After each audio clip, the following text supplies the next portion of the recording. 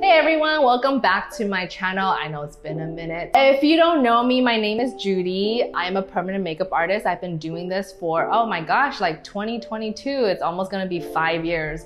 So yeah, a solid 4 years, woo woo. So at this point, you know, I train students, I kind of coach people online. I am coming out with my online program finally, woo. So today, I just want to go in more depth about answering some questions that I saw on my social media.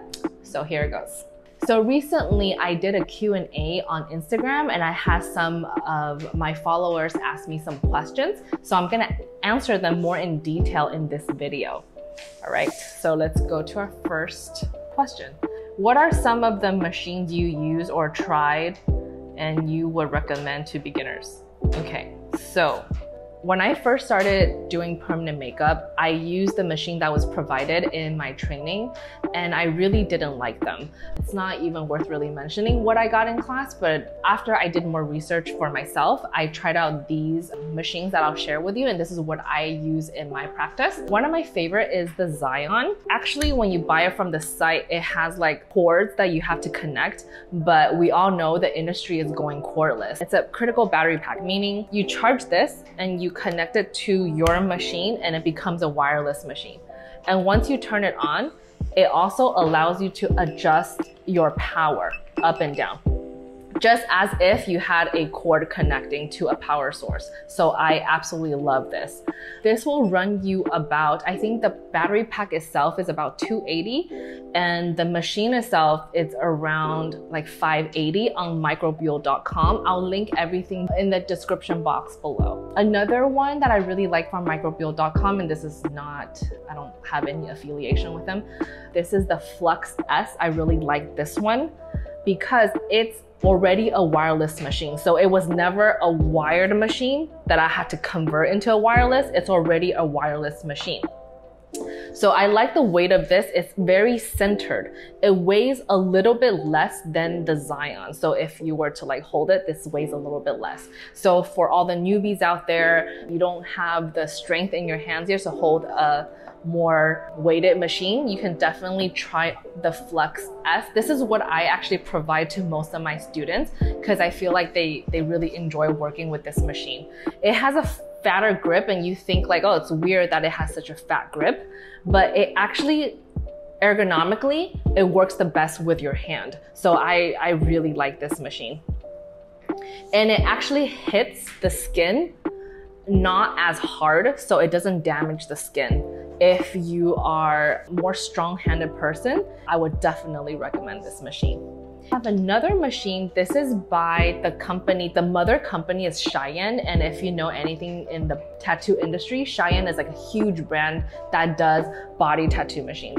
And they recently came out with a permanent makeup machine for all the powder brow artists out there. This is a very powerful machine. I feel like it has more vibration on your hands than the Flux or the Zion.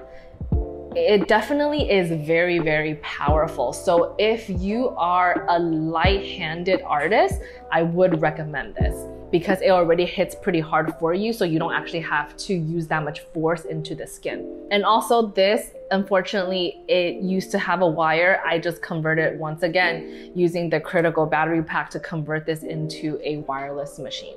I quite like this. I think this is about around $700 to purchase. So none of these machines is on the cheaper side, but what I like about these machines is it's super high quality. I've been doing this for 4 years. You know, none of these have broken down on me. And I have purchased cheaper machines that, you know, typically cost around $150 to even $400. And literally after like a whole month, I don't even use it on people, just for practice, for fun, it like breaks down. So in the long run, I think investing in a better machine definitely is worth it. All right, next question. How do you balance life and work?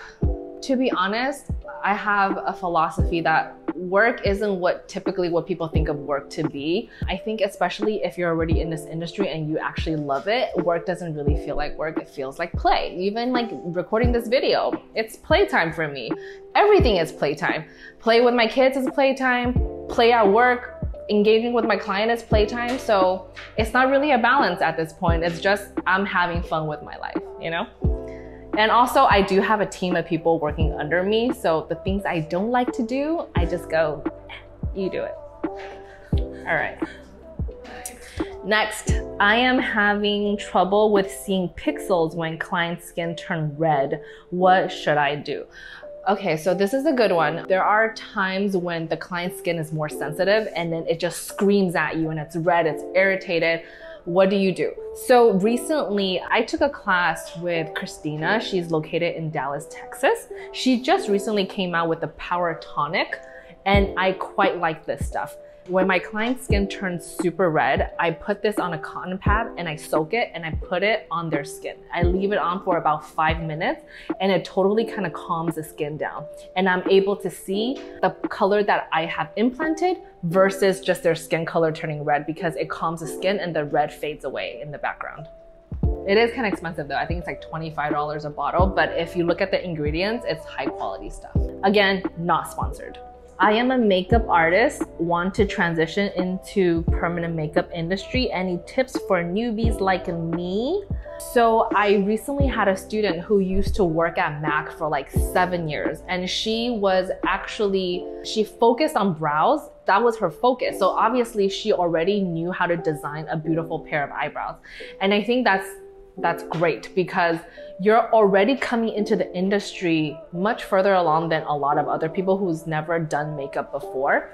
And you already have your own personal aesthetics, your own branding is already there. So obviously, yes, you should take a permanent makeup class because the tattoo part of it, especially in person, I would not recommend just taking a class online. You should take an in-person class whose style of eyebrow really is close to how you naturally like to do makeup on a client. So first, find a trainer that has similar aesthetics to you, have similar philosophies about makeup as you, right? So what I mean by that is, if you are the type of person who like to do strong makeup that's like for going out, going clubbing, and that's what you like to do, find an artist that can train you to do that specific type of eyebrow. And you will attract clientele that is already like that, right? So don't go for a trainer that does really, really natural brows. Vice versa. If you, like a lot of people in the industry, they do bridal makeup, meaning they do very, very natural makeup. So obviously don't take a class that looks really, really strong and looks super makeup, because a trainer that specifically do strong brows, it's hard to even have them train you to do very natural brows, and vice versa. So really find the trainer that best aligns with who you truly are. Next question.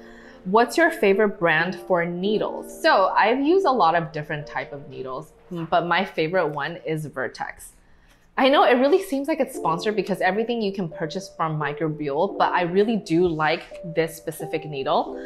For my Zion, I like to use the one round liner at 0.25 millimeter diameter of the needle. You will notice when you use a needle, when the cartridge hole is too big and the needle's right here, okay, all right, the needle kind of bounces around in the cartridge, and that does not give you precision when you're trying to implant that one specific dot, especially if you're going to go into nano brows, which meaning you're creating a fine straight line, you know, like mimicking microbladed eyebrows.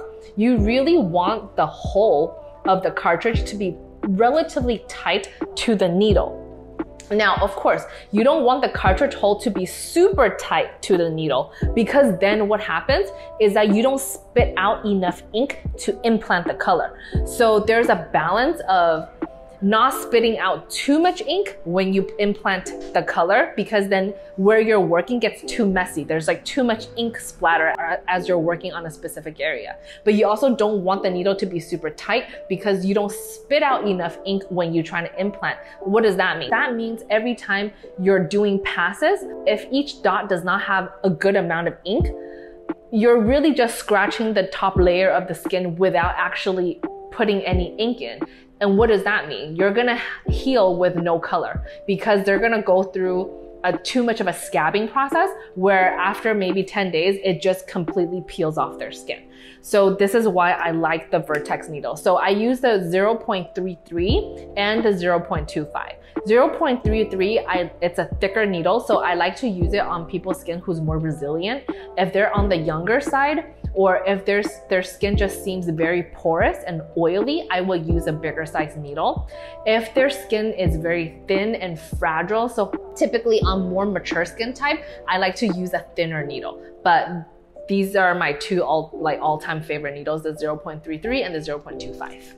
What kind of numbing you use and find best on sensitive skin?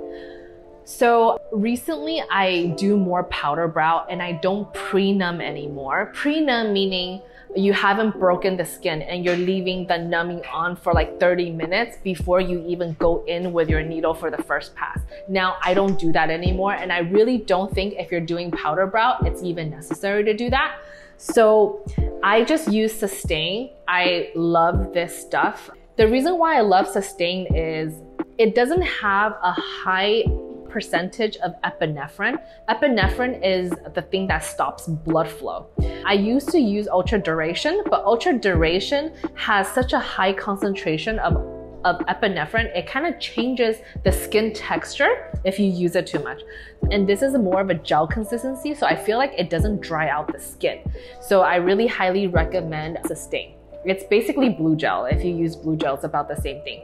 Really though, if you look at all the ingredients between all the anesthetics in America, it's gonna have about the same amount of ingredients, which is like epinephrine, lidocaine, tetracaine. Some have benzocaine. So all the canes combined. I mean, if you're implanting the color in this right layer of skin, the dermal layer, with these topical numbings, it should be good enough where they don't feel that much pain. If your client feels too much pain, even after you numb them, then either you're going too deep or you're not stretching the skin hard enough. Does it require a lot of time and energy to maintain your business social media platform? Yes, it does require time, right? Because if you think about it, with each procedure after you're done, you kind of have to edit the photos a little bit, not editing where you're trying to make your work seem so much better than what it really is. You're not trying to like do false advertising. But sometimes like you want to change the skin texture a little bit, or like you want to bring out the whites of your client's eye because it makes the photo look a lot more stunning, right? You're not changing the actual brow or something like that. So it takes time to find the correct photo. So when I take photos, I take it from all different kind of angles. And then when I find the two before and after I want to use, first I try to find two photos that has about the same angle, about the same color, and so really what you're trying to emphasize is what you're trying to sell is the brow. I want the focus to be on the eyebrow. And then I just do some, I believe I use Facetune to kind of like even out the skin tone and to bring out the whites of their eye, or maybe do a little bit of lighting to make both pictures just look more even. So sometimes your clients might be insecure about their skin, right? Maybe they have a little breakout that you kind of want to just cover that up. So when you post pictures on your social media, you're not emphasizing on, you know, something they don't like to see as well. And also, you know, each procedure takes about 2 hours. So the lighting changes depending on the time of the day. So when I pick the photos, I also look at the lighting. Is it similar? The before and after, is it similar? So you also have to kind of edit the lighting for your before and after photos. Maintaining a business. Yes, I think if you are wanting to jump into this as a career change and not just a side hustle or like a weekend thing, it takes a tremendous amount of time and energy to dedicate into your business. You may not see, oh my God, you're getting booked out right away, but I promise, like whatever you put into your business, your heart, it's gonna come back to you tenfold. Next question. I am light-handed when you, wait, what? I am light-handed when you come to inputting ink. I am what? Any tips on, I am light-handed. Any tips on how to implant more ink without so many passes? Okay, so this is a good question because I'm also very light-handed. If you read all of my Yelp reviews, my clients would say, man, I really didn't even feel any pain. The goal of how to implant ink without actually digging into their skin is the stretch. Your left hand, like if I'm right-handed at holding my machine, my left hand stretch is so hard. Like there is no bumps in their skin. It's just one smooth surface. And I'm very, very cautious when I work on a specific area. So if I am working in this area, my stretch is right outside of that. So I'm never stretching like I'm working here, but my stretch is all the way out here because it would take so much strength to even and to make this part really, really flat to just work on that area. So this is what I mean. If I'm working here, my stretch is like right here. I'm targeting that specific area. So as I move, my hand, stretching hand also moves.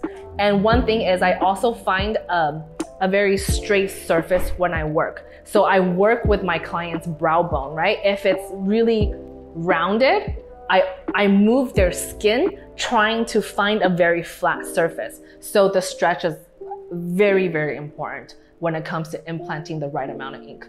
I really don't even do that many passes. I finish most of my work within 3 passes and I'm super light-handed and they heal really well without even scabbing. Any app you recommend to help new artists to manage their clients and social media? So I talk a lot about this on my online course. So I'll share with you some apps that I use. I do use Acuity. That's specifically for my booking appointment app. And then I use Squarespace. That is my website. And I also use Square. Square is the app that I use to process all my online payments and credit card payments. Now, Square also actually has a booking system. Now, I've never used it, but I don't see why not. If Square is already your processing for payment, why not use it as a booking system as well? I just got so used to using Acuity that I'm just sticking with it. And it's pretty cheap. It's only like $25 or like, I think the cheapest is only $10 to $15 a month. But I would definitely recommend do your own research when it comes to apps and what works for you and what works for your budget. What I use for social media to manage, I use Later for my social medias because it allows you to batch create all of your stuff. And then whichever day and time you want to post it, it's already kind of like you can say, oh, this post, I want to post it on Wednesday at 10 a.m. So even if you're on vacation, guess what? Your post is still posting at 10 a.m. Okay? What do you use to wipe away ink during procedure? I use bottled water and it's a mess. Okay, so I use green soap. It's like a maybe 10% green soap mixed with like 90% water. I find it work wonders. Like I used to have the same problem where the ink just kind of sticks to the skin, but since I switched to green soap with water mix, it just kind of comes right off without me having to really scrub at their skin and irritate it even further than, you know, we really should. The green soap I use, you can just find it on Amazon. I also give out a lot of tips on my social media, so make sure you follow me on my academy side and my studio side.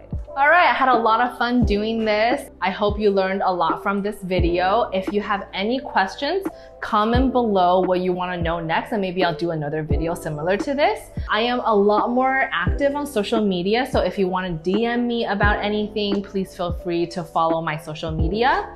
All the products that I use for my studio, I'll link it below.